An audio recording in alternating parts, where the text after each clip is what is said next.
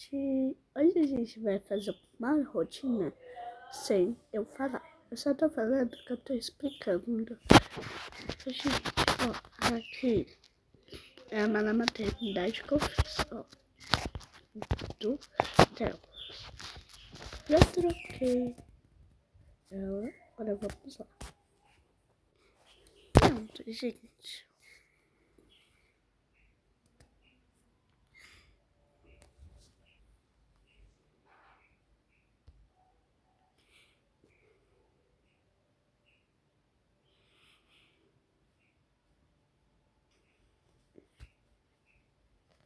Gente, me desculpa que o David não tava aqui, porque eu tinha pegado ele, e por isso ele não tava aqui, tá?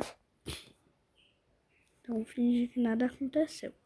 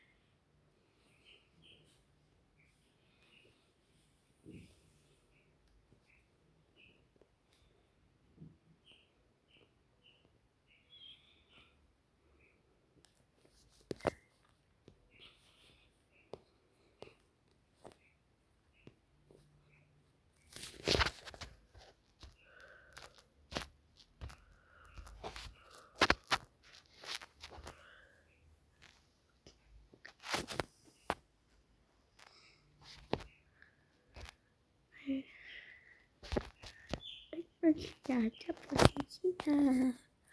Epa, epa. Oi, mocinho, chapinha, chapinha. Vocês não param de falar, né, gente?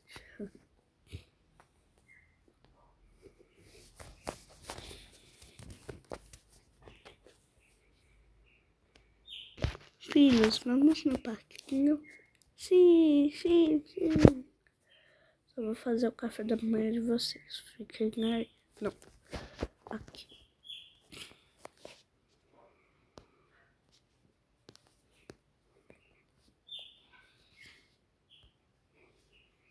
Meu Deus. Que misericórdia. Gente, cadê as coisas dessa geladeira? Não tem nada aqui, só.